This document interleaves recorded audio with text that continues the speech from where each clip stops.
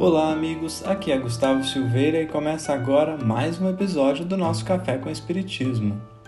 Na introdução de O Evangelho segundo o Espiritismo, Allan Kardec escreve no item 2 uma análise profunda sobre a autoridade do ensino dos Espíritos, que, em outras palavras, quer explicar um único ponto. Por que podemos confiar nas mensagens que apareceram na época de Kardec? Por que o ensino oferecido pelos Espíritos merece crédito? Em suma, como podemos atestar e assumir com segurança a autoridade da doutrina espírita? E toda a explicação do codificador se fundamenta em uma frase que ele mesmo escreveu neste item. Ele disse assim: uma só garantia séria existe para o ensino dos Espíritos: a concordância que haja entre as revelações que eles façam espontaneamente, servindo-se de grande número de médiuns estranhos uns aos outros e em vários lugares. Nessa etapa da reflexão, Kardec já havia colocado em xeque uma série de argumentos, mostrando que, apesar de parecerem sensatos, não seriam suficientes para dar autoridade à doutrina espírita. Então, ele já havia dito que não adiantaria ter várias mensagens de autores diferentes vindos do mesmo médium, porque poderia ser o mesmo espírito escrevendo suas ideias, apenas assinando com nomes diferentes. Também não se constituiria alicerce da autoridade se os espíritos se comunicassem apenas em uma determinada região do planeta, porque então poderíamos ser vítimas de um pensamento cultural daquela região. Enfim, Kardec afirma, portanto, que o Espiritismo só tem autoridade porque os espíritos se comunicavam em vários pontos do globo, o que nós vamos definir como sendo a universalidade do ensino dos espíritos, mas não só isso.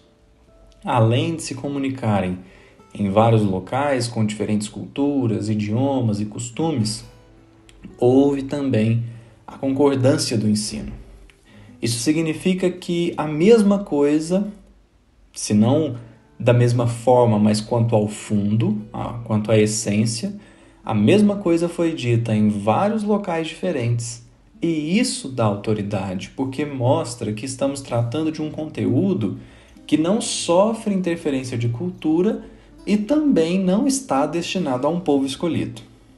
Desta forma, o ensino é seguro, porque promana da mesma fonte que são os espíritos superiores, como ele mesmo vai dizer. Um homem pode ser ludibriado, pode enganar-se a si mesmo. Já não será assim quando milhões de criaturas veem e ouvem a mesma coisa. Constitui isso uma garantia para cada um e para todos.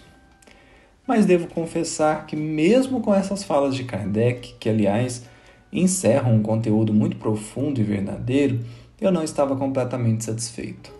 Afinal, e se tivéssemos vários espíritos mistificadores comunicando ao redor do planeta? Teríamos ainda a universalidade e também teríamos a concordância, não? Bom, o que o codificador da doutrina espírita vai nos fazer refletir neste item da introdução de Evangelho segundo o Espiritismo é que não haveria concordância e dificilmente haveria universalidade. Mas por quê? Se fossem espíritos mistificadores, não haveria universalidade, porque seria preciso que vários médiuns estivessem passando pelo mesmo processo obsessivo. Isto é, precisariam estar sendo influenciados pelo mesmo espírito. E aqui é que vem o argumento sobre a impossibilidade de concordância. Os espíritos ignorantes são tão orgulhosos que eles não concordam entre si. Cada qual quer saber mais que o outro e, portanto, cada um responderia ao seu modo, pretendendo trazer uma verdade, entre aspas, mais verdadeira que a dos outros. É por isso que se torna muito oportuna uma frase atribuída a Teilhard de Chardin, que disse assim: tudo que sobe converge. O que significa que só há convergência, concordância naquilo que aspira ao mais alto, naquilo que aponta para Deus. Os espíritos contrários ao bem estão em tamanha divergência, porque estão cegos pelo orgulho e pelo egoísmo, que jamais conseguiriam espalhar a mentira em todos os pontos do planeta.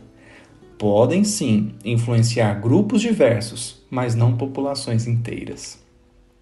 Fora que o ensino trazido pelos espíritos, espalhados por diversos países em uma época na qual a comunicação era sensivelmente mais difícil que atualmente, nos falou tão profundamente a razão que ficou impossível refutar.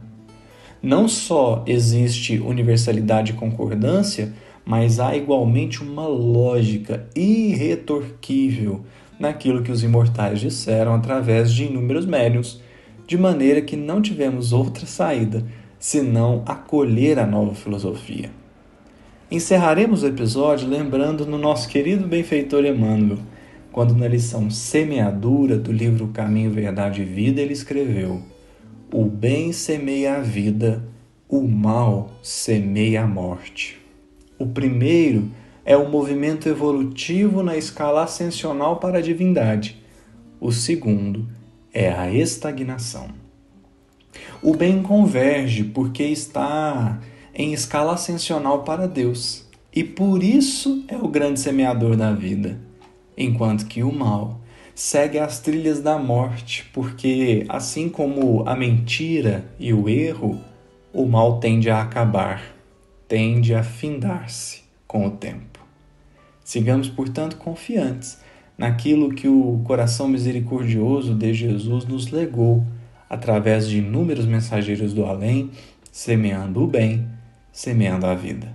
Um grande abraço a todos e até o próximo episódio do Café com o Espiritismo.